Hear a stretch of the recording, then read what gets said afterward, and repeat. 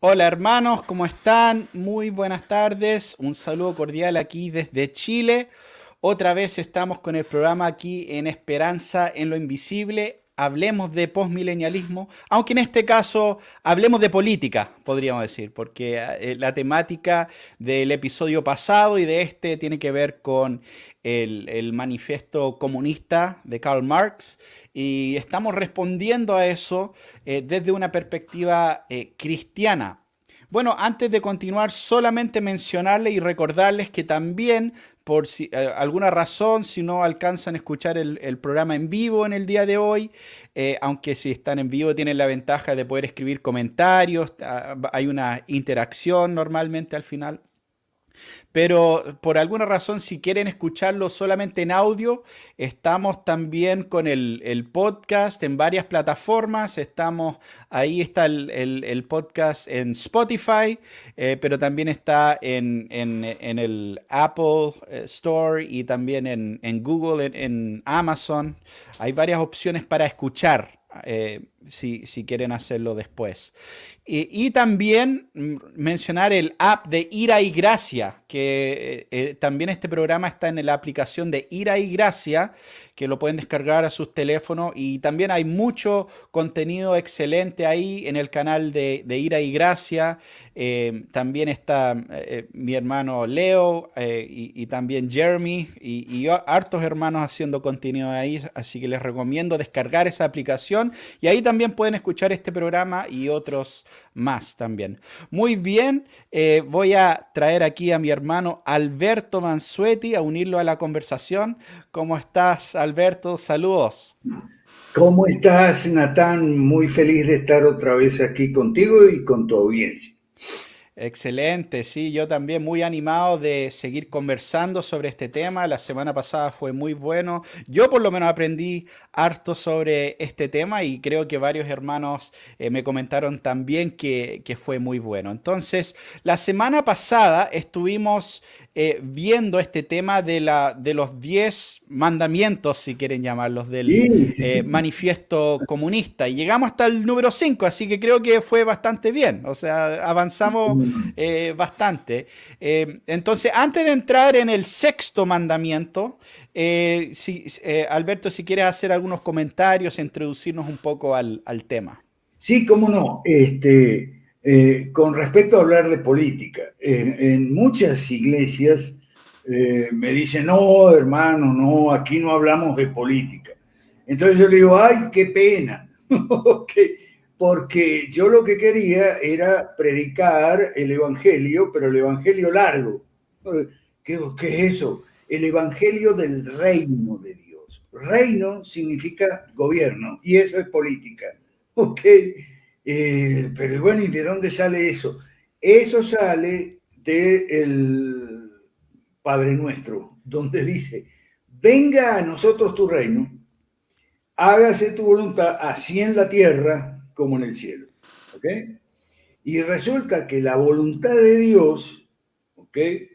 Para las naciones es el gobierno limitado. Y si usted no me deja predicar el evangelio del reino, bueno, se lo pierden ustedes. ¿Ok? Porque es que no están entendiendo el concepto de gobierno. Gobierno significa orientación y mando, significa autoridad, y en todas partes hay autoridad. En el universo hay una autoridad, ¿ok? Que gobierna el universo.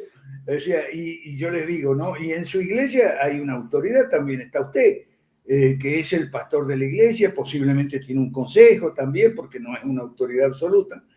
¿Ok? Y en las empresas también hay autoridad, en las familias también, yo me imagino que usted es la autoridad en su familia, ok, sí. Bueno, en las naciones también hay autoridad, y eso se llama política, y hay una voluntad de Dios para las naciones que es gobierno limitado, y eso se desprende de una serie enorme de pasajes, versículos, capítulos, incluso libros bíblicos enteros que se refieren a el gobierno limitado, la doctrina del gobierno limitado. Entonces, eso entra en el Evangelio del Reino de Dios, como también entra en el Evangelio del Reino de Dios lo relacionado con otras autoridades, familia, iglesia y demás, que también deben ser limitadas a cumplir una función, es decir, a servir cumpliendo una función. El jefe de familia, el pastor de la iglesia, el director de la empresa, ¿ok? La directora de la escuela. En la escuela primaria yo me acuerdo lo primero que me enseñaron fue la cadena de autoridad. Estaba la directora, la vice y la maestra en el salón. Esa era la cadena de autoridad. Y bueno, de todas partes es igual, ¿qué quiere que le diga? Y en cuanto a las naciones, se suele llamar política. Y bueno, entonces es un rollo. Pero bueno. Perdón, Mar, solo quería agregar a eso un detalle me parece importante, que es un poco la diferencia entre autoridad y poder dentro de Claro. eso. Porque ya tenemos todas estas autoridades, pero ¿cómo sabemos que esas autoridades tienen el derecho de pedirnos ciertas cosas? ¿Me entiendes? Porque sabemos que las autoridades se pueden pasar de la línea, pero ¿quién pone las líneas? Si las mismas autoridades son las que ponen las líneas, estamos en el problema. Por eso toda autoridad legítima viene de Dios primeramente, es delegada. Y por eso necesitamos lo que justo nos estás diciendo, necesitamos las escrituras para saber dónde están las líneas. Así es, la palabra clave que tú acabas de decir, legítima. ¿Okay? Cuando yo estaba en primer semestre de ciencia política, un profesor vino y nos dijo, en mi materia vamos a ver el tema más importante de la ciencia política desde hace miles de años. ¿Cuál es? ¿El poder? No, la legitimidad. Justamente. Y sin Dios, ¿qué respuesta podemos dar? Porque al final es simplemente el más fuerte imponiendo su voluntad sobre el más débil, y si puede hacerlo, y si este universo es causa simplemente del caos, si no tiene un origen, si no tiene un orden, un creador, entonces es la sobrevivencia del más fuerte simplemente. Si alguien puede imponer su poder sobre otra persona, no hay nada ni nadie que le puede decir lo contrario al final. Entonces, por eso es tan importante entender que toda autoridad, sea pastor, sea padre, sea político, toda autoridad es limitada, y los límites no los ponen esas mismas autoridades, los límites los pone Dios. Así es, limitada al servicio de una función. ¿Y cuál es esa función? Bueno, normalmente es hacer justicia. Todo el Antiguo Testamento habla de hacer justicia y derecho, que han torcido el derecho, etcétera, etcétera, etcétera. Bueno, eso es hacer justicia y defensa, justicia, y en nuestro caso, bueno, algunas infraestructuras, ¿ok? Y eso es la voluntad de Dios para las autoridades legítimas. Si se salen de ahí, ya no son legítimas. Pero eso es una doctrina cristiana muy antigua, ¿no? Bueno. Entonces, mi hermano, habíamos visto hasta el punto 5. Así es, el punto 5. Habíamos visto, permíteme enunciar nada más. En el 1, la reforma agraria. El 2, impuesto progresivo. El 3, ataque contra la herencia, suprimir el derecho de herencia o limitarlo con impuestos gravosísimos. 4, confiscaciones de los opositores y el que se ponga a tiro. Confiscaciones como la viña de Nabot, por ejemplo. ¿Okay? Eso fue una confiscación, una estatización. Y por el quinto que vimos fue el Banco Central. Ahora, ¿por qué estamos hablando de esto, Natán? Porque estos 10 puntos del Manifiesto Comunista son hoy en día aceptados por todo el mundo. ¿Okay? Así es. Incluyendo los cristianos. Vos le preguntás a un cristiano, ¿qué opina ¿usted está de acuerdo con el Banco Central? Sí, sí, claro. ¿Y sobre la educación estatal? Sí, claro que sí. y los sindicatos marxistas, sí, cómo no, y el impuesto de la herencia también, cómo no. O sea, están de acuerdo con todos los puntos del manifiesto comunista. Así Se ha es. producido el fenómeno que se llama la ventana de Overton, es decir, a presión te hacen parecer admisible cosas que antes eran consideradas inadmisibles, después lo que es admisible se va haciendo recomendable y por último se va haciendo obligatorio. ¿Okay? Eso se llama la ventana de Overton. ¿Okay? Y es lo que las izquierdas hacen desde hace 100 años, por decirlo menos, y les ha ido muy bien. Entonces, Así es. si te parece bien, ponemos el sexto ahí y hacemos. Vamos con el sexto entonces, hermano. Ahí va. Nacionalización de los transportes. Ok. Hoy tenemos este punto sexto cumplido cabalmente, porque hoy la mayoría de los transportes son públicos, son estatales, que le llaman público, pero en realidad es estatal, ¿ok? Sí. Más público. Entonces, porque el transporte privado también es público, es decir, está abierto al público. Entonces, nacionalización de los transportes es lo que tenemos hoy. Por ejemplo, vamos a empezar por la aviación. De que cada país tiene que tener una aerolínea bandera. Sí, pero esas aerolíneas bandera dan pérdida, ¿ok? Casi todas dan pérdida porque tienen demasiados empleados, tienen sindicatos muy combativos y exigentes, tienen amigos políticos que ponen los administradores, bueno, dan pérdida. Yo, bueno, yo, un caso de anécdota, yo me acuerdo hace muchos años con mi familia, cuando viajábamos a veces a los Estados Unidos y volvíamos a Chile, volamos en Aero Bolivia. Ah, Y el yoy. siempre era una aventura, les puedo asegurar, esa aerolínea en particular. Sí, pero el yoy comenzó como una empresa privada, ¿ok? Ujú. Yo conozco la historia del yoy porque yo viví en Bolivia y me hice amigo de una señora que había trabajado muchos años allí. Empezó como una empresa privada y fue nacionalizada aplicando, nacionalizada no, estatizada, aplicando el punto C. De los aviones para abajo, ferrocarriles, incluso ferrocarriles subterráneos. ¡Oh! Eso es todo del Estado, en todas partes. Claro, sí. ¿Ok?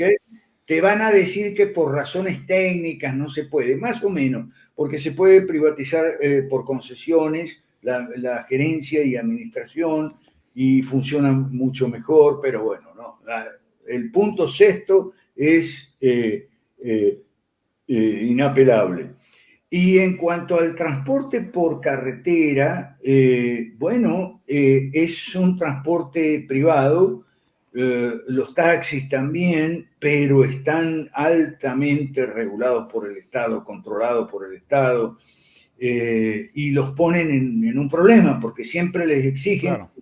que bajen el precio del transporte. Y hay una cosa en el punto sexto que en algunas traducciones del manifiesto comunista dice no solo transporte, sino comunicación. Y ahí entran los periódicos, la radio, la televisión, ¿ok? Porque es comunicaciones y transporte, no es solo transporte, ¿ok? Ujú. Eso depende de traducciones y ediciones del manifiesto comunista, que yo te voy a pedir unos minutos después que terminemos con el punto 10 Ajá. explicar cómo esos 10 puntos han llegado a convertirse en leyes de Chile, de Argentina, de Perú, de todas partes. Sí. Entonces, si te parece, le entramos al 7. Sí, solo quería mencionar un punto que me parece interesante en cuanto a este elemento, porque una parte importante de esto, me parece, es el tema del control, de poder controlar cómo y cuándo se puede mover y desplazar el ciudadano también.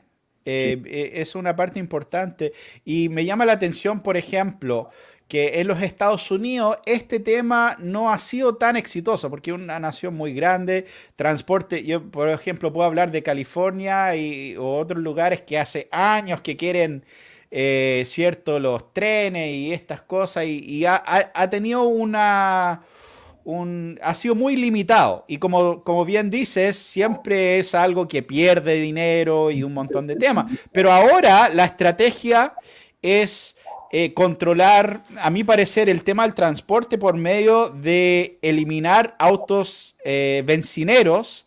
Y, por ejemplo, California tiene un tema que para el año 2030 quieren, si no me equivoco, quieren eliminar por completo la venta de autos a benzina. Ahora, ¿cuál es el elemento interesante de eso? Ya, porque alguien dice, no, claro, es que el medio ambiente y esto y el otro. Pero los autos, si alguien ha manejado un auto eléctrico, sabe muy bien que puedes andar un poco, ¿cierto? Un rato, no sé, una hora o algo así, y tienes que parar por 30 minutos para cargar el auto. ¿Ya? Entonces, ya eso de subirte el auto, manejar 4 o 5 horas, ya sería cosa del pasado. Entonces, poder hacer un viaje largo, moverte rápidamente, ellos pueden controlar todo eso prácticamente si tienes un auto eléctrico. Entonces, ese es un punto que me parece bien interesante, que es algo bien práctico, cómo se está manifestando en parte este principio en nuestro tiempo. Sí, estatización de los transportes incluye también municipalización. ¿Okay? Y cuando un transporte estatal pierde dinero, tiene que elevar, al elevarse sus costos, tiene que elevar los precios si no son subsidiados. Si eleva los precios, está pagando el sobrecosto, lo paga el consumidor, y si subsidia a través de los impuestos, el costo lo está pagando el contribuyente. Siempre alguien paga. Y se beneficia ilegítimamente la empresa privada, porque entonces la empresa privada, que es más eficiente, es decir, gasta menos, se beneficia con las mayores tarifas. Me acuerdo toda la vida que viví en Venezuela, eran dos aerolíneas, una del Estado y otra privada. Era Aeropostal y Avenza. Aeropostal, que era la del Estado, era la que fijaba los precios y hacia arriba, porque tenía una cantidad enorme de gastos, los políticos ahí. Bueno, entonces Avenza se beneficiaba, ¿okay? Porque subió los precios de Aeropostal, bueno, Avenza también tenía más ganancias y tal. Un desastre. Vamos, pero vamos al 7 porque si Sí. no vamos a quedar cortos. Vamos al 7. Perfecto. Empresas del Debería Estado. aparecer ahí. Eh, Perdón, ahí sí, se ve o no. Ahí sí. está. Las empresas del Estado, ya hablamos a razón de los transportes del Estado, ya dijimos un poco de lo que había que decir en este séptimo mandamiento de los 10, el decálogo de Marx y Engels, ¿no? Las empresas del Estado son altamente costosas porque tienen mucho gasto improductivo, tienen mucho gasto superfluo, mucho despilfarro, muchas vacaciones, etcétera. Las petroleras estatales son las que la única petrolera que pierden plata, no solo con las aerolíneas pasa lo mismo. Entonces, el problema aquí es quién paga la fiesta. La fiesta me refiero a las vacaciones, los permisos, las jubilaciones tempranas, etcétera, etcétera. ¿Quién paga la fiesta? Entonces, aquí en las empresas estatales, mal llamada pública, la fiesta la paga usted.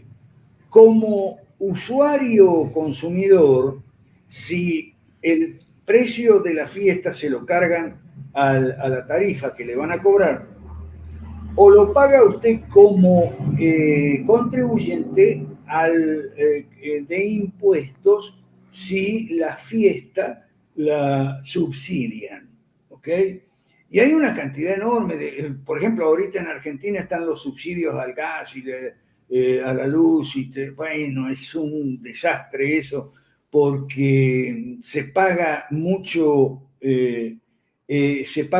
menos de lo que hay que pagar, eso origina despilfarro del consumidor y demás, y los subsidios dan lugar a mucha corruptela, mucha corrupción, ¿ok?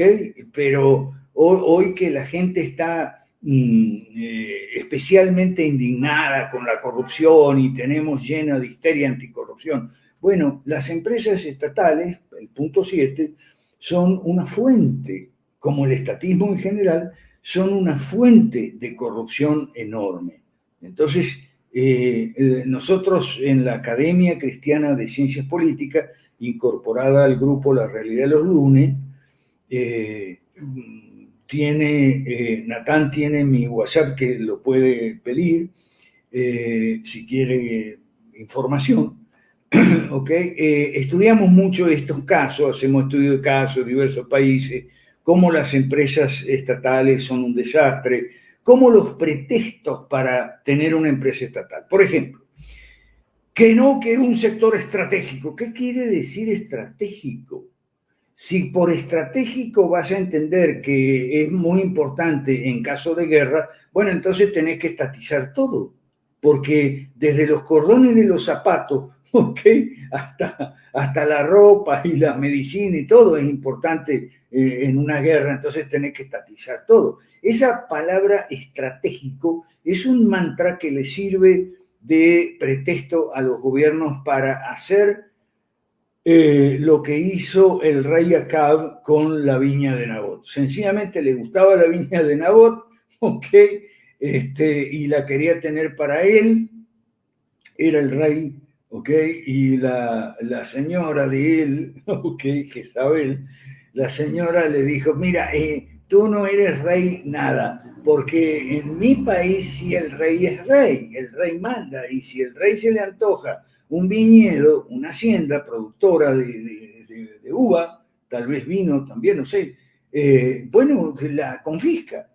En cambio, la Biblia nos muestra que para confiscar la viña de Nabot hubo que hacer un proceso judicial amañado, con testigos falsos y demás. ¿Okay? Entonces, eso quiere decir que en esa época, en la época del rey Acab, tuvieron que hacer una farsa legal, ¿okay? Porque todavía se mantenía cierto respeto por la ley. ¿Qué me dices?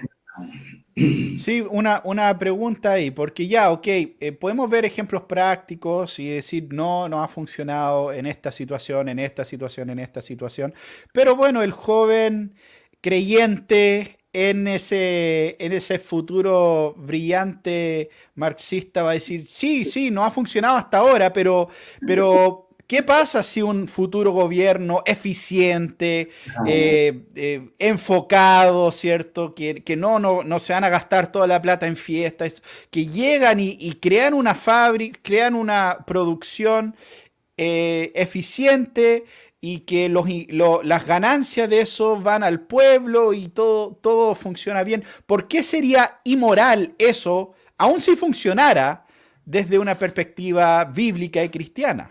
Pero es que nunca ha funcionado. Lo único que Claro, pero si es que funcionara, yo digo, ¿qué tendría de malo que el Estado se metiera en la industria en ese sentido? Si pudiera funcionar, entonces Dios y su palabra estarían equivocados. ¿Okay? Ese es el mito del estatista bueno. El Claro. estatista bueno es una especie de Mesías que algún día vendrá a hacer una buena administración con las empresas del Estado, y hacer un gobierno absoluto, pero honesto, benevolente y demás. Eso es una utopía, ¿ok? Claro, sí. En la sesión pasada mencionamos 1 Samuel 8, y que Dios dice que no, que el gobierno debe ser limitado a seguridad y justicia y la economía debe Claro. estar en manos privadas. ¿Ok? Entonces, eso es la voluntad de Dios para el gobierno, la economía. Ahí, ¿por qué es necesario hablar de política? Pues de estos temas. O sea, Claro.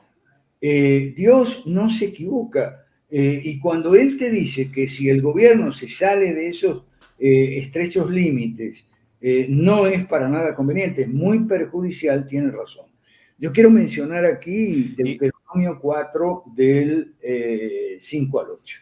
En Deuteronomio 4 del 5 al 8 habla de las sabiduría y justicia de las leyes de Dios. o sea, los mandamientos de Dios, no de Marcial. Sabiduría y justicia de los mandamientos de Dios, ¿ok? Como instrumento de conversión. Dice que por la sabiduría y justicia de sus leyes, de Jehová, ¿ok? La gente conocerá que hay Dios y tal. Y eso a mí me toca muy en lo personal, porque infinidad de gente, entre las que me cuento yo, fuimos convertidos, por la acción del Espíritu Santo, obviamente, en ese camino. ¿Ok? Cuando yo llegué a estudiar la Biblia, más o menos con seriedad y sistemáticamente, o sea, no leer por leer, me di cuenta que la Biblia contenía lo que yo había estado buscando y al final había encontrado, pero me había costado como 30 años de trabajo, estudio, o sea, el concepto de buen gobierno es el gobierno limitado, buen gobierno es el que gobierna menos. Entonces, yo ya lo tenía eso, pero en la Biblia estaba y yo decía, bueno, ¿cuánto me hubiera ahorrado yo en libros, en plata, en matrícula universitaria y tal, si alguien me hubiera dicho, mira, eso que tú estás buscando está en la Biblia? Ahora, en mi caso no es único. Hay un montonón de gente se ha convertido en los términos de Deuteronomio 4 del 5 al 8, o sea, la sabiduría y justicia de las leyes de Dios. El problema es que el hombre caído, o la persona caída, se cree más inteligente que Dios, más sabio que Dios y más justo que Dios. Y que puede inventar un sistema que no funciona, pero algún día cuando venga el hombre correcto, el caudillo, entonces algún día, bueno, no funciona. Okay. Y bueno, ahí el versículo clave ahí solo para mencionarle a los hermanos es, ¿o qué nación grande, versículo 8, que tenga estatutos y decretos tan justos como toda esta ley que pongo delante de ustedes? O sea, Dios está diciendo que la ley que Él le da a su pueblo es justo y es más justo que las leyes de los pueblos alrededores. Y la misma pregunta sigue hasta el día de hoy. O sea, ¿qué ley hay más justo que lo que encontramos en la Biblia, en la palabra de Dios, en ese sentido? Y entonces es muy importante ese principio para todo lo que nosotros estamos viendo. Y es por eso también, volviendo a la pregunta que mencioné, ¿por qué sería incorrecto, aun si se levantara este paladín, cierto salvador, estatista, que hace un sistema eficiente donde distribuye y tiene empresa estatal y todo lo demás?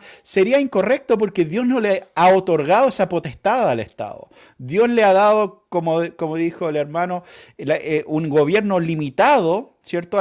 Básicamente a la seguridad y justicia. Ese es su metro cuadrado, ese es su espacio, ese es el área que ellos tienen que vigilar y tienen que hacer con excelencia. No se tienen que andar vendiendo a la panadería o no se tienen que andar vendiendo a la industria del petróleo o a un montón de otras industrias que no son su área. Y obviamente cuando se meten a algo que no es su área, lo hacen mal y ahí hemos visto una y otra vez el fracaso.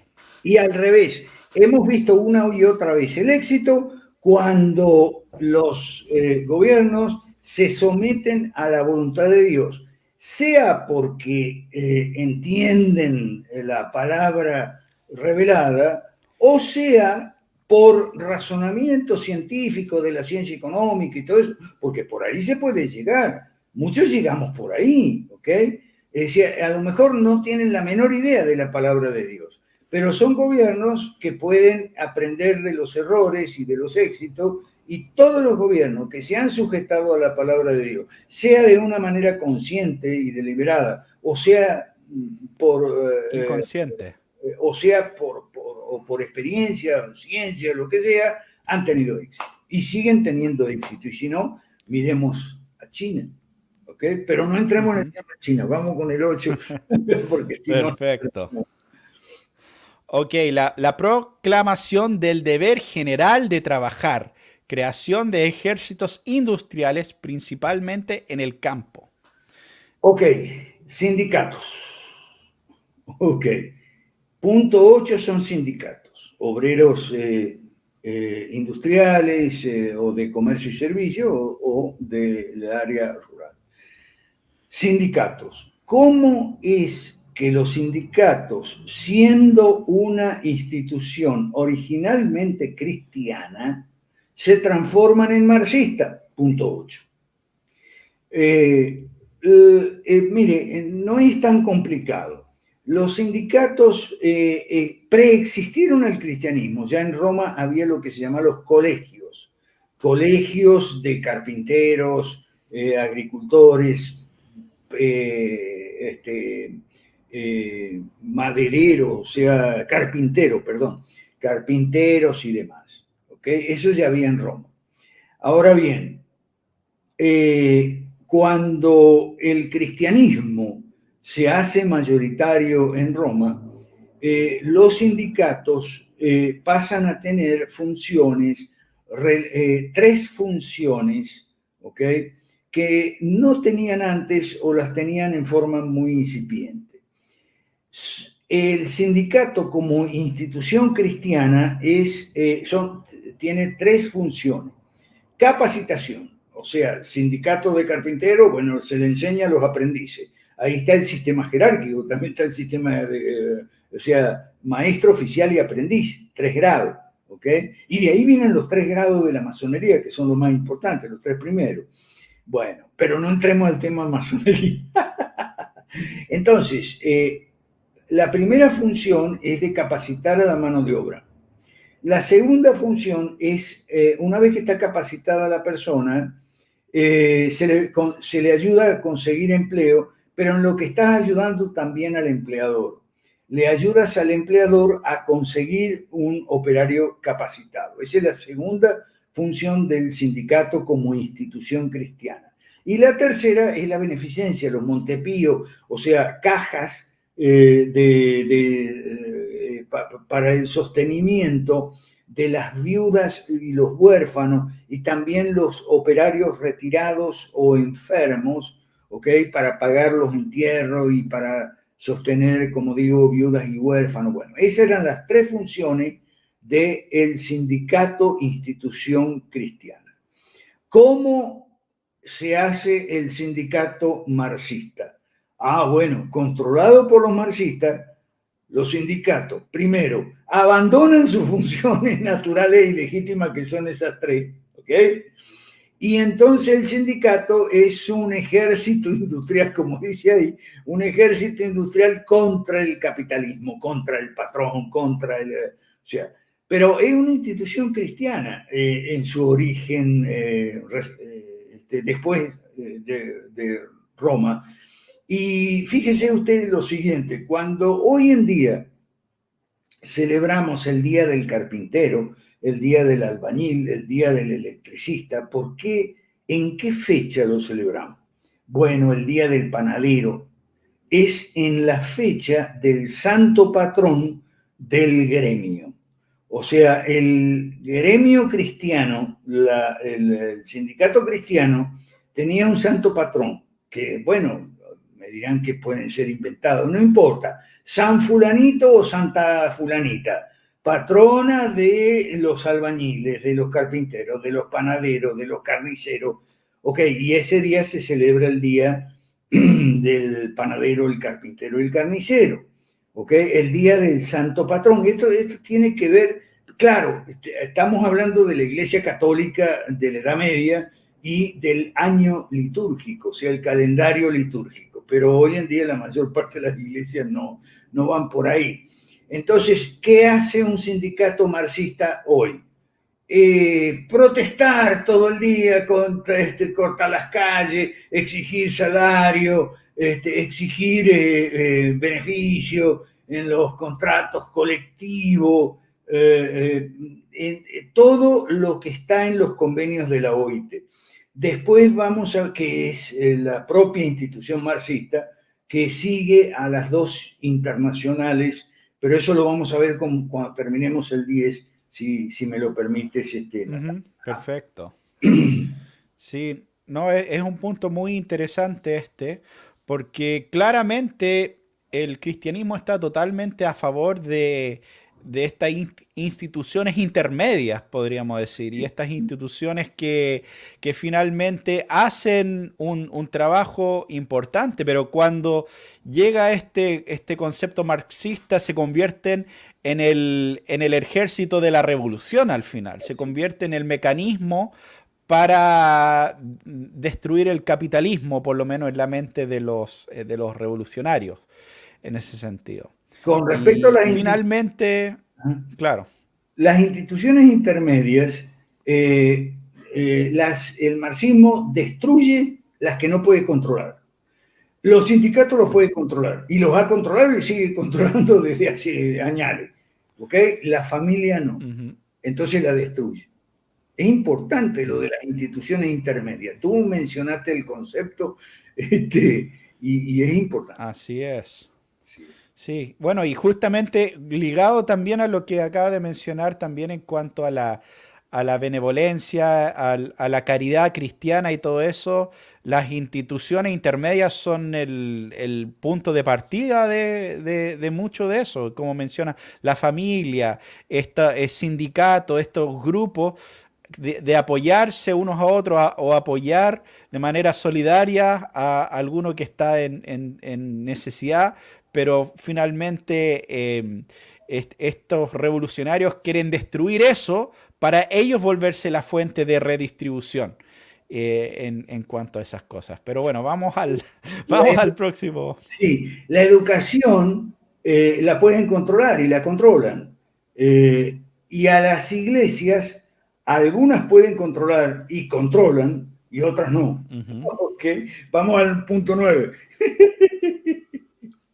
Aquí vamos, punto 9. Articulación de las explotaciones agrícolas e industriales. Tendencia a ir borrando gradualmente las diferencias entre el campo y ciudad. Bueno, ok, perfecto. Fíjese una cosa importante aquí en este noveno mandamiento. Ese noveno mandamiento va en contra de un concepto de diferencia entre el campo y la ciudad. No es lo mismo el campo y la ciudad, ¿ok? Claro, podrá haber en el campo, y de hecho hay, internet, teléfono, televisión por cable, lo que quiera, cualquier adelanto tecnológico se puede llevar al campo, ¿ok? Pero el campo sigue siendo campo, ¿ok? Con toda una cultura diferente, una manera diferente de ver las cosas. Algunos piensan, entre ellos yo, ¿ok? Que es una manera más sana y más natural. Digo esto porque mi abuela era una mujer de campo, tenía sus animales, tenía su granja, sus cosechas, sus verduras y demás. Y era una mujer que no sabía leer y escribir, ¿ok? Pero pensaba como mujer de campo, como persona de campo, y era un sentido común extraordinario. Mi abuela materna tuvo 11 hijos, ¿ok? Todos salieron rectos, ningún hijo salió borracho, adúltero, esto, lo otro, ladrón, ni drogadicto, ni nada. 11 hijos derechos, sanos, y le consultaban cuando tenían problemas. Nunca me voy a olvidar de esto. O sea, el campo y la ciudad es distinto. Marx quiere borrar la diferencia entre ciudad y campo, y se logró. Y este mandamiento, este punto 9 es uno de los que se logró más tempranamente. Tan tempranamente, o sea, ¿cómo es que se logró? Bueno, es que las leyes son para el campo y la ciudad.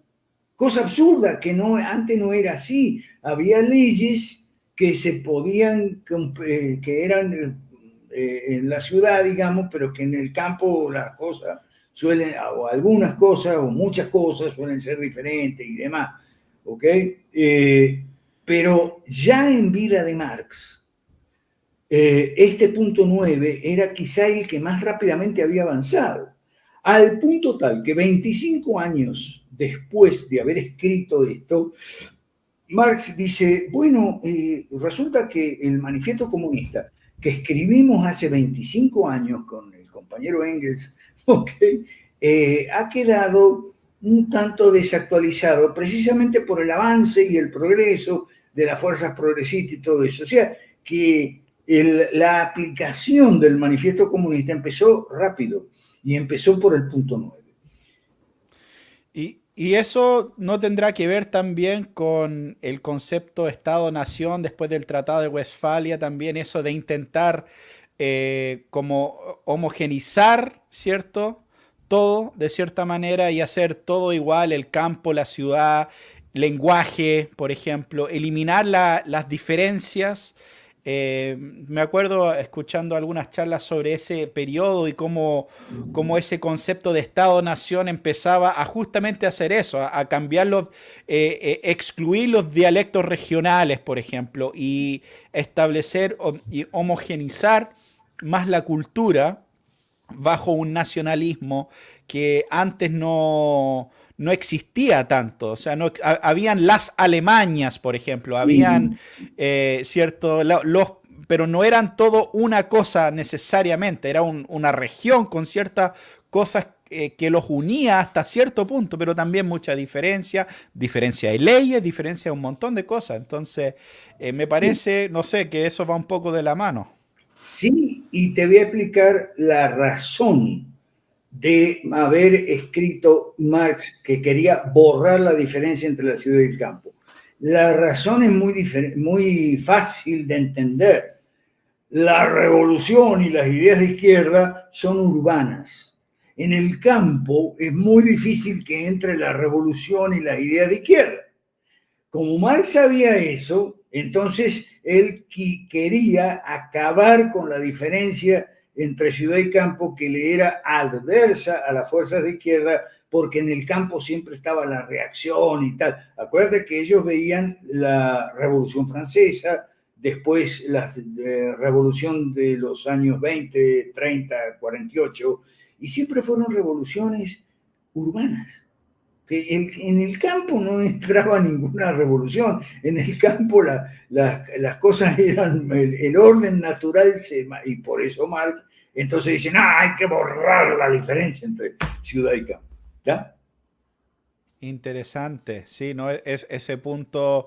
Bueno, y también ahí entramos al tema de la revolución industrial y cómo ese mover a las fábricas y a la ciudad también empieza a destruir la economía de la. Bueno, eso vamos a entrar en el punto 9, 10 mejor, Ok, pero a cómo eso empieza a distorsionar un poco el tema de la pero familia. en el Pero, campo, la gente de campo es más creyente, o por lo menos en esa época era más creyente. claro, sí, La gente de ciudad tendía al agnosticismo y tal, una razón. Mira, todo ocurre por razones. Una razón. La gente de ciudad se creía independiente de Dios, mientras que la gente de campo, que tenía que sembrar, cosechar, esperar el agua, cuidarse del hielo cuando caía granizo y todo eso cosas, nunca llegó a perder por completo la conciencia de la dependencia de Dios. Dependemos de Dios para las cosechas, dependemos de Dios para que los animales no se enfermen, para que los animales puedan dar a luz y todo. Entonces, por eso la tirria de Marx contra el campo. Por eso en Argentina le caen con impuestos a los productores rurales. O sea, todo se relaciona, Natán. Vamos con la así educación es. estatal. Ok, educación pública y gratuita de los niños, prohibición del trabajo infantil en las fábricas bajo su forma actual. Régimen combinado de la educación con la producción industrial. Bueno, hay que verlo en todos estos 10 mandamientos, hay que ver lo que está detrás de la retórica, ¿ok? A veces se ve muy claro, impuesto progresivo, Banco Central, otras veces no se ve tan claro. Aquí es educación estatal, ¿okay? Que implica adoctrinamiento. Por eso nosotros no estamos de acuerdo con la educación estatal. Nosotros queremos que la educación sea privada, ¿ok? Así es. Privatización digo nosotros por el movimiento 5 Reforma. Privatización de la oferta y subsidio a la demanda, no a la oferta, a la demanda. ¿Ok? Eso es lo que nosotros, acabar con la educación estatal. hay una parte de la derecha que nosotros llamamos derecha mala, ¿okay? Donald Trump, Bolsonaro, que quiere educación religiosa en las escuelas públicas. Nosotros estamos en contra de eso. No queremos escuelas públicas. Lo que pasa, por ejemplo, en Brasil, Bolsonaro salen con esa historieta de escola sem partido, o sea, escuela sin partido. O sea, ellos quieren escuelas estatales, pero que no haya adoctrinamiento de izquierda en las escuelas estatales. Es imposible. Eso es lo mismo, eso forma parte del mito a que tú te referías. No, esto no funciona hoy en día, pero si llegara el día de mañana a funcionar. No, la educación tiene que ser privada y por lo tanto la enseñanza bíblica, las oraciones en la escuela serán en las escuelas privadas cristianas. Y los que no son cristianos, bueno, pondrán sus escuelas. Aquí nosotros hacemos un señalamiento clave. A diferencia de ellos, nosotros tenemos confianza en nuestras posiciones, en la defensa de la cosmovisión cristiana. Por lo tanto, queremos que ellos no se aprovechen de la ventaja que tienen con la educación estatal y queremos competir con ellos. O sea, si quieren imponer educación LGBTI, por ejemplo, nosotros decimos no, hagan una cosa, privaticemos la educación y entonces ustedes en su escuela pongan toda la educación LGBTI que se les dé la gana. Vamos a competir. Nosotros no tenemos miedo a la competencia. Vamos a competir. ¿Ok?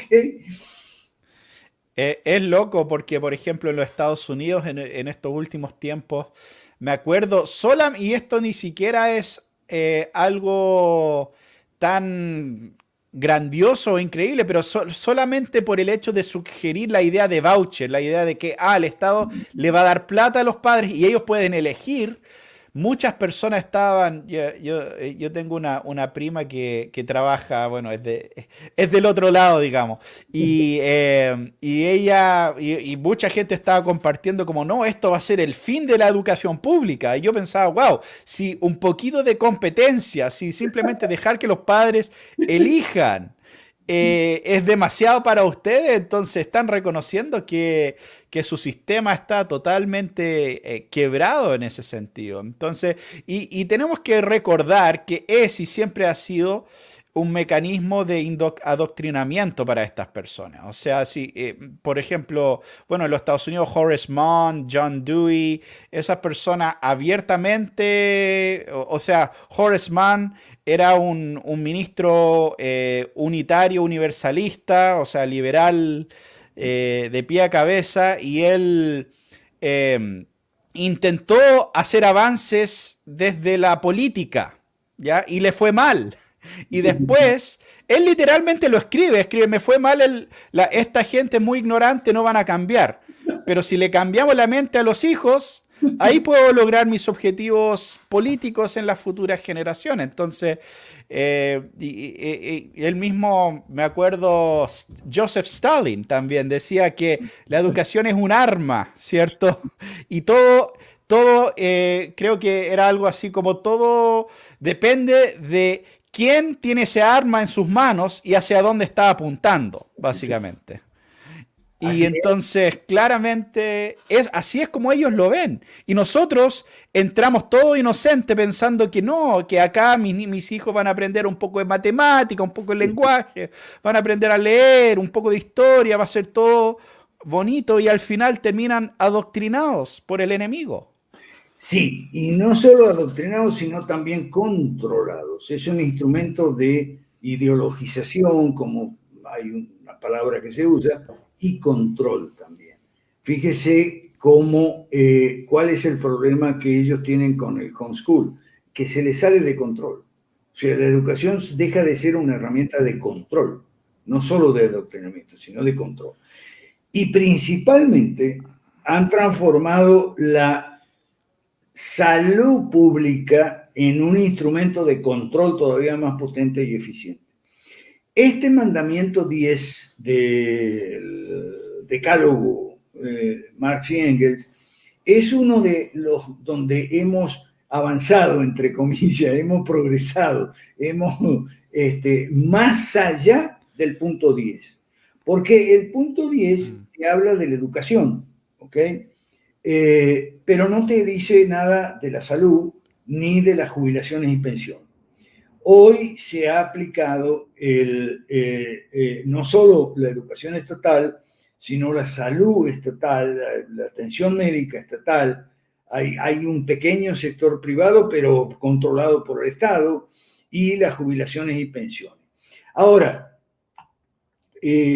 permíteme, por favor, mencionarle a la gente cómo estos 10 mandamientos se han hecho leyes en nuestros países. ¿A través de qué? Bueno, si usted busca... Pero un segundito, perdón hermano, un segundito, solo quería mencionar algo más en cuanto a este punto 10, que hay un punto ahí que no tocamos, que me parece interesante, que lo quería mencionar, porque menciona la prohibición del trabajo infantil en las fábricas. Y algo que yo estaba escuchando al otro día, no sé qué le parece, pero estaba escuchando a C.R. Wiley, a Chris Wiley, un autor y pastor, y él ha escrito bastante sobre la familia, y él hablaba de la revolución industrial y cómo el hogar antes de la revolución industrial, ¿cierto? Especialmente en áreas rurales, era un centro, no era un centro de simplemente de descanso o de recreación, era un centro de trabajo, ¿cierto? En el hogar todos trabajaban, el papá trabajaba, la madre, los hijos salían al campo a cosechar con su padre, y era todo eso, todos trabajaban. Y después, cuando llega la revolución industrial, todos se van a la ciudad y sigue esta idea de que todos trabajamos, ¿cierto? Entonces, pero todos trabajan separados. Y al final se vuelve una monstruosidad, con las madres trabajando en fábrica, los hijos trabajando en fábrica y todo lo demás. Y ahora es irónico porque después quieren eliminar este tema del trabajo infantil, pero no recuperar lo que es esa visión del hogar, porque ellos quieren destruir el hogar finalmente. Ellos no quieren que la familia sea una potencia finalmente. Ahora, ellos quieren separar eso. Ahora, no te olvides que Marx se inspira en los cuadernos azules. Los cuadernos azules eran los que los terratenientes escribían en el Parlamento quejándose de las fábricas en las ciudades, especialmente en Manchester y Liverpool. Y se quejaban porque no encontraban peones de campo porque se habían ido a la fábrica. No encontraban lavanderas y peinadoras y cachifas, sirvientas, porque las mujeres se habían ido a la fábrica, y no encontraban niños para los mandados porque también se habían ido a la fábrica. De los cuadernos azules, lo reconoce el propio Marx en la reunión inaugural de la primera internacional. A eso es donde yo quería ir, a las internacionales. ¿Ok? Entonces, el punto es el siguiente, que nosotros enfatizamos siempre. Cuando abrieron las fábricas, los telares en Manchester, en Liverpool, en fin, cuando abrieron la fábrica, la gente del campo, mucha de ella, no toda, se fue a trabajar de obreros en la fábrica y se llevó a las mujeres y los niños y trabajaban en la fábrica, pero voluntariamente. No había nadie que le ponga una pistola en la cabeza y le diga: salí del campo, salí de tu aldea, venite a la ciudad industrial, a la fábrica, a trabajar. Nadie le puso una pistola en la cabeza. Simplemente las condiciones eran mejores, porque es que los terratenientes, y eso no está en los cuadernos azules, pagaban menos, simplemente pagaban menos. Resulta que una mujer, como peinadora de la señora del terrateniente, ganaba unas pocas de monedas, y en la fábrica ganaba un salario. Ah, que el salario es bajo, de explotación y tal, y qué sé yo. Bueno, sí, pero era más alto que en la aldea, y por eso entonces hizo el viaje y se mudó. Ahora, ese proceso de industrialización y la queja de los terratenientes y el llantén y la lloradera de que los bajos sueldos y muchas horas de trabajo infantil y esto y lo otro, se repitió muchas veces en Europa continental primero y después en Estados Unidos, en América y en India y en China y hasta en Vietnam. O sea, siempre es igual. El proceso de industrialización no es forzoso, es algo espontáneo. De repente las fábricas pagan más y si no pagaran más, no iría nadie. O sea, la gente del campo se iba porque pagaban más, mejores salarios. Eso es todo. Ok, podemos ir ahora a la primera internacional, poquito nomás. Yo Sí, simplemente voy a indicar, excelente. sí, indicar que Wikipedia es una fuente muy sesgada, pero sirve para los datos. ¿Dónde va a sacar usted fechas, nombres, lugares? Bueno, aquí tiene usted en Wikipedia, puede buscar. O sea, ahorita, como nos queda mucho tiempo, vamos a dejar tarea. Ok. La primera internacional tiene 8, sí, hace 6 congresos. Usted busque en Wikipedia, primera internacional. Hace 6 congresos en vida de Marx. Marx murió en el 83. Entre el 65 y el 76, hace 6 congresos, aparte de una conferencia preliminar, y por ahí se va transmitiendo el manifiesto comunista y los 10 puntos de congreso en congreso.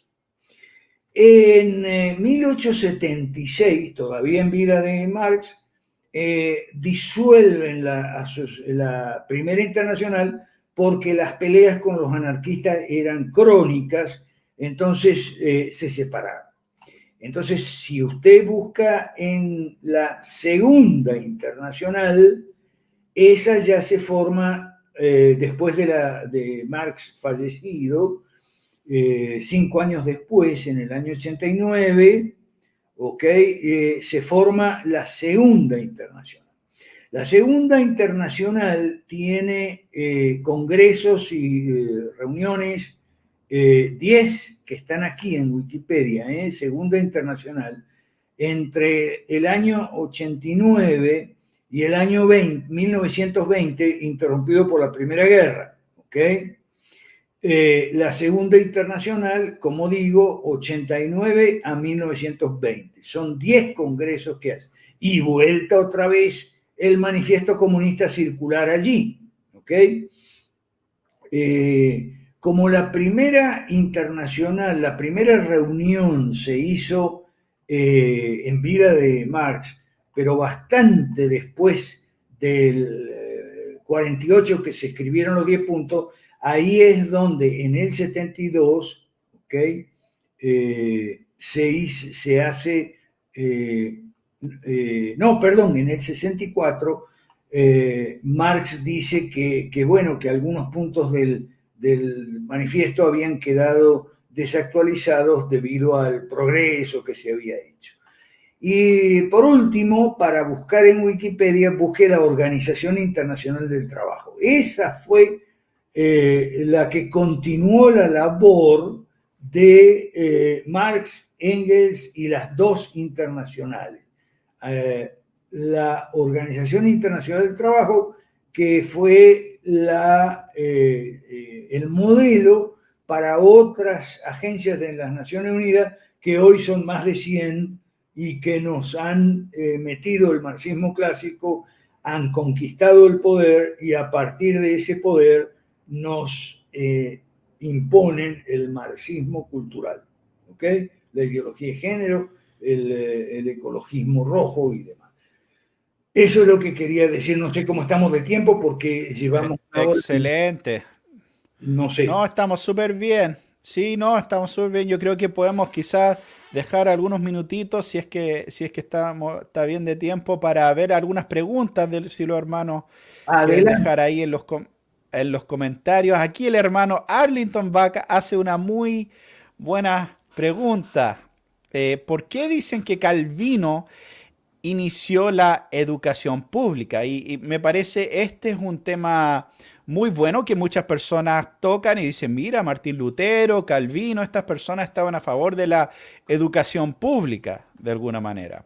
Eran, Ahora, hay varios problemas con eso. El primer problema es que la educación pública que ellos promovían era una educación confesional. Ellos no creían este mito de una educación privada. De hecho, si no me equivoco, fue Martín Lutero que dijo, maldito sea cualquier educación, ¿cierto? Que no parte que con el señorío de Cristo, básicamente, parafraseando un poco sus palabras.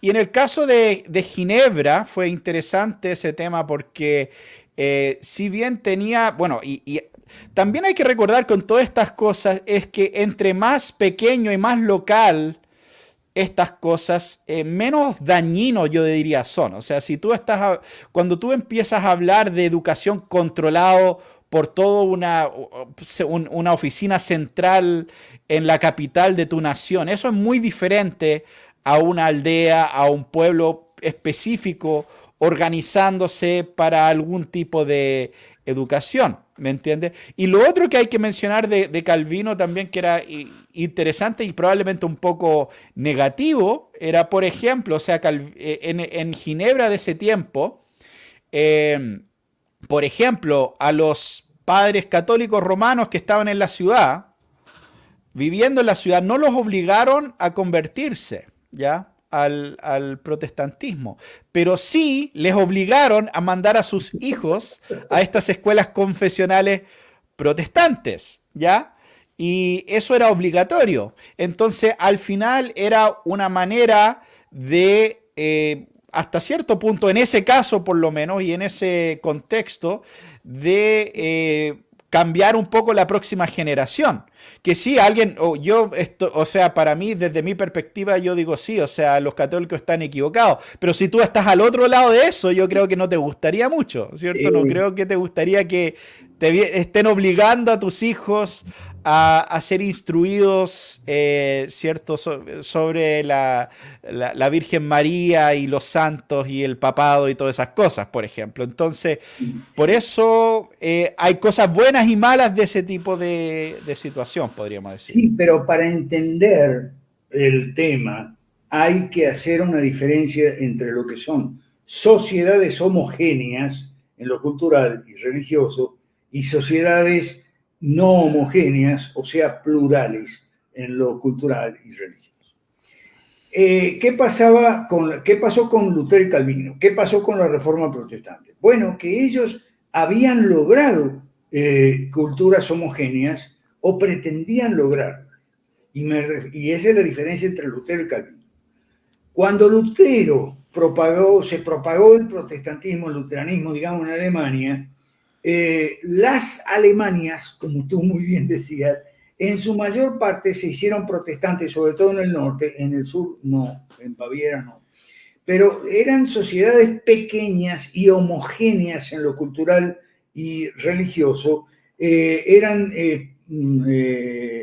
ducados, condados, baronías, o sea, donde el jefe, el duque, el conde, el barón, o sea, el señor feudal, sí, podemos decirlo, que no es nada insultante, ¿no? Okay. Se convirtió al protestantismo y la gente también, porque la gente, bueno, algunos leí, no todo el mundo leía la Biblia, ¿ok? Y si el varón y el obispo se convertían al protestantismo, cosa que era muy común en Alemania, entonces, bueno, vamos a poner la educación religiosa en escuelas financiadas por impuestos. Calvino quiso hacer lo mismo, pero le salió mal. ¿Ok? Le salió mal porque en Ginebra especialmente había mucha resistencia. Entonces no era una sociedad homogénea en lo cultural y religioso. Por lo tanto, una imposición de ahí de educación religiosa en escuelas públicas financiadas con impuestos de todo el mundo y tal es un abuso. Pero es un abuso porque la sociedad no es homogénea, tan sencillo como eso. ¿Ok? Y hoy ninguna sociedad es homogénea en el mundo del siglo XXI, ¿no? ¿Ok? Entonces No podemos. Por eso a mí me parece una arbitrariedad lo de Donald Trump y Bolsonaro de imponer educación religiosa, oraciones y demás, lecturas bíblicas y estudios bíblicos en las escuelas públicas. No, no puede haber educación estatal en una sociedad que no es cultural y en lo religioso homogénea, como no lo es ninguna hoy en día. ¿Ok? Y esto no solo vale para los cristianos. Mira, en la India de ahora, el señor Narendra Modi, que es primer ministro desde hace varios años, y su partido, el BJP, se han vuelto muy intolerantes contra los musulmanes y los cristianos. ¿Ok? Y eso que los musulmanes en la India no son terroristas, los musulmanes en la India son muy tranquilos, pero este señor Narendra Modi se ha vuelto autoritario y totalitario y quiere imponer la religión hinduista. ¿Ok? Bueno, eso es un abuso. ¿Ok? Y entonces, no solo en las escuelas, sino en el lenguaje también, algo que tú señalaste, Natán, o sea, la uniformidad lingüística. ¿Ok? No, es lo que hay que entender, Arlington y amigos que nos escuchan, es que hoy no tenemos sociedades homogéneas y plurales. Entonces tenemos que competir. Ah, pero nosotros no le tenemos miedo a la competencia. Ya. Y lo otro también es que es importante mencionar es que la realidad hoy en día es bastante diferente. Número uno, tenemos, gracias a la tecnología, acceso absurdo en cuanto a la cantidad de información de manera económica, gratuita, básicamente en muchos casos. Entonces, la persona normal, hoy en día cualquiera de nosotros tiene acceso a más información que los nobles con más riqueza, ¿cierto?, en esos tiempos. Eso es realmente extraordinario, por un lado. Y por otro, entonces, el costo de la educación ya no debería ser tan alto en cierto sentido. Y por lo tanto, la libertad en educación debería ser algo mucho más básico. Y ahí es donde también nos damos cuenta que gran parte de esto es simplemente un tema de control, ¿cierto? De usar estas instituciones para promover sus ideologías. Pero por otro lado, también es importante recordar que la mayoría de estas personas, ¿cierto? Activistas que están metidos en las escuelas, ellos no están teniendo hijos. Son la gente que está teniendo más hijos en este tiempo, es gente conservadora y religiosa. O sea, eso es una realidad que podemos ver en el occidente. O sea, es claro. Nadie negaría esa realidad. Entonces, ¿cuál es la situación en la que nos encontramos? Ellos no tienen, porque como dice bien el profesor, si nosotros les decimos a estas personas, ok, ustedes eduquen a sus hijos como se les da la gana y déjanos a nosotros con los nuestros, ellos no están interesados en esa propuesta porque salen perdiendo, porque no tienen hijos que educar, tienen que robarse nuestros hijos.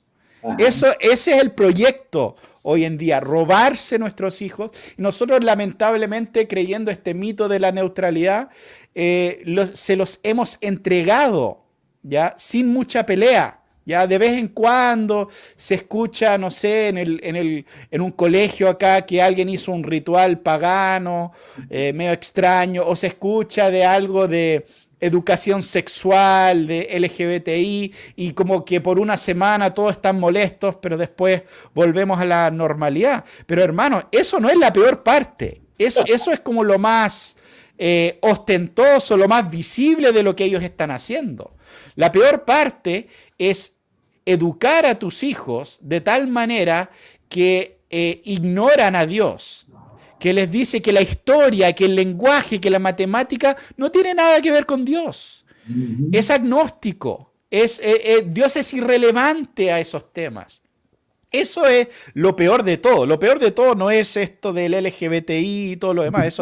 Eso sí es terrible, pero lo peor de todo, ¿cierto? Como han dicho muchos hermanos en tiempo pasado, es ignorar a Dios. Y eso en la práctica es enseñarles a tus hijos a ser ateos, ¿ya? En lo práctico, porque reducen a Dios a insignificante en todas las áreas de la vida, excepto, no sé, unas horas el día domingo ahí puede tener algo de relevancia, pero en el resto del mundo, en el resto de la vida, Dios no tiene nada que decir para estas personas, y eso es lo que, incluso en el mejor de los casos, eso es lo que las escuelas públicas les están enseñando a tus hijos, lamentablemente. Así es. ¿Y quiénes le están enseñando?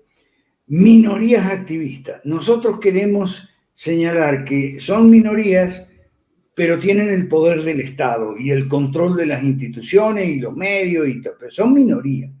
Nosotros insistimos, la mayoría de las mujeres no son feministas, o por lo menos si son feministas no son feminazis, que es distinto, ¿ok? Son minorías activistas, todas salen 4 locas pintarrajeadas, desnudas y demás a insultar en una catedral, por ejemplo en la Catedral de Buenos Aires, que yo he visto ahora porque tengo familia ya en Buenos Aires, pero son 4 locas, 8, 10 locas. Ahora, el problema es que en el Congreso tienen aliados que tienen el poder, ¿ok? Pero en realidad el feminismo duro, fuerte, agresivo, antimasculino y todo eso, son minorías. No, la mayoría de las mujeres no piensa así. Y lo sé por encuestas. Algo parecido, por no decir lo mismo, pasa con los homosexuales.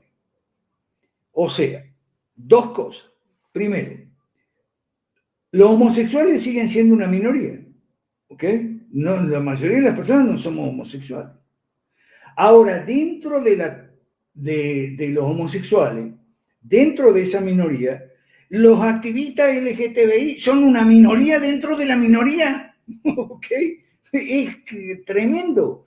¿Y cómo sé yo esto además de las encuestas? Bueno, porque nuestro movimiento político, que es un movimiento político, no es religioso y tal, tenemos un par de homosexuales, pero son una cosa que yo llamo homosexuales tranquilos, ¿ok? No son escandalosos ni anti, o sea, no siguen la agenda LGBTI, ¿ok?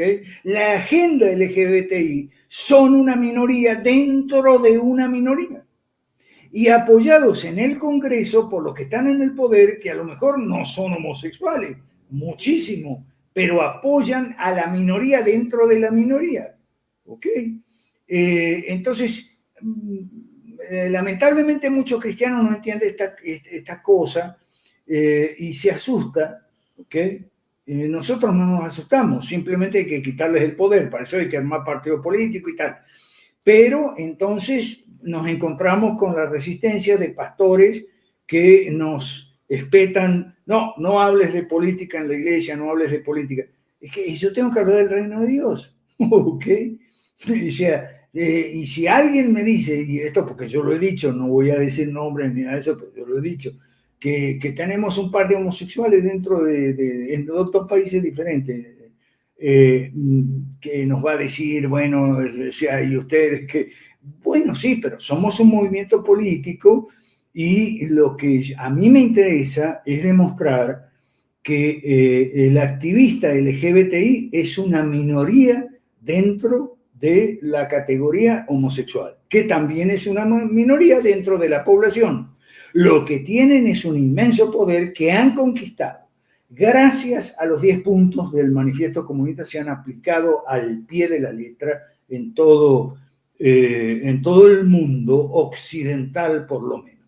Y nosotros enfatizamos mucho lo que es el mundo oriental, ¿ok? O sea, curiosamente, Marx se le daría un infarto si viera que el modo de producción asiático es capitalista ahora. Okay. El famoso modo de producción asiático, okay. Si vos ves lo que es China, Vietnam y otros países asiáticos, se vuelven al capitalismo, okay. Entonces eso no lo entiende mucha gente. Y los cristianos sobre todo me dicen que en China, por ejemplo, se persigue a los cristianos. Bueno, ahí yo quiero decir algo. Yo todas las semanas converso con Adrián Díaz, vive en China y tal. Y lo de la persecución a los cristianos es solo cuando son opositores al gobierno y pro democracia, que hay en China. Entonces, claro, hay persecución. Sí, bueno, pero yo le preguntaba, ¿y qué pasa con los registros para las iglesias reconocidas y las que no están reconocidas, que hacen servicio? Y entonces me decía Adrián esta mañana, mira, mi suegra ha sido, suegra china, la mamá de su esposa que es china. Mi suegra ha sido cristiana toda la vida. Toda la vida, los domingos va para su iglesia, desde que era chiquita, y ahora tiene como 80 años, y va todos los domingos para su iglesia. Y la verdad es que no sabe si su iglesia está reconocida o no reconocida, porque ese no es un tema importante en China. ¿Ok? Hay otros temas que están en la agenda pública, digamos, si apoyan o no apoyan a Rusia en la guerra de Ucrania y tal, y que yo... El tema de los cristianos no. Lo que pasa es que hay que decirlo, hay que ser objetivo. Hay muchas ONG cristianas que viven de donaciones porque se ocupan de defender a los cristianos perseguidos. Claro, entonces les conviene pintar un panorama bien negro y decir los cristianos son perseguidos y tal, y que yo, para que lluevan donaciones a la caja. Esa es una realidad. Pero... Bueno, puede haber algo de eso, pero sí hay una realidad de cosas que han pasado en China, o sea, sí, que es demostrable, o sea, el tema de literalmente demoler iglesias y todas esas cosas. O sea, para no decir menos, lo que están haciendo con los musulmanes en China, de mandarlos a campamentos de concentración por millones de personas. O sea, hay harta tela que cortar bueno, pero es muy en simple, tema de China, pero muy simple. China está llena de musulmanes. Esta mañana hablamos de eso, ¿no? China está llena de musulmanes y hay un montón de mezquitas y los musulmanes van a su mezquita y tal y que yo. Ahora, si se llegan a meter en movimientos de protesta por la democracia, ahí tienen problemas, porque ahí el Partido Comunista Chino no quiere democracia. Dice, democracia, lo que tienen ustedes, eso no, no. Y a lo que nosotros contestamos, pero es que en Occidente no hay democracia, hay demagogia. ¿Ok? Y yo estoy a favor de la democracia y por eso mismo en contra de la demagogia, que lamentablemente es lo que reina en Occidente.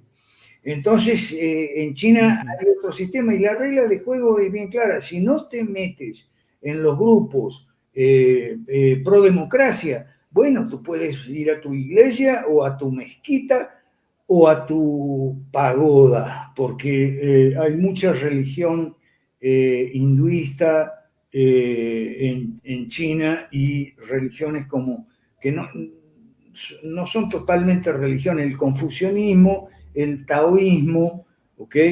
Y bueno, la regla es clara, a vos te vamos a hacer problemas si te metes a los grupos disidentes pro democracia, ¿ok? Pero si no, eso, aquí viene una pregunta. aquí viene una pregunta. Aquí dice, me gustaría hacerte una pregunta respecto a la experiencia de la iglesia evangélica en Argentina acerca de algún pastor que en lugar público puede libremente compartir un sermón respecto a Corintios 6:9. ¿Se corre algún riesgo de ser juzgado por la ley? Yo no me sé los versículos de memoria, estamos hablando de homosexuales, ¿no? Eh, eh, claro, de que los homosexuales y entre otras personas no van a Okay. heredar el reino de los cielos. Ok, perfecto, me parecía. Bueno, en Y que en Argentina, muchos países eso está siendo restringido. Sí. sí, en Argentina hay restricciones legales, pero en cualquier país una cosa es la ley y otra cosa es cómo la aplican. Si la aplican en una forma estricta, persecutoria, digamos, o si miran para otro lado. Hasta los momentos, mientras los pastores prediquen dentro de la iglesia el domingo y tal y qué sé yo, no sé de algún problema. hasta los momentos, pero no puedo asegurar el futuro. Se entiende, excelente. Bueno, aquí también creo una última pregunta, Ajá. que es el hermano Cie Mendoza nos pregunta, bueno, le pregunta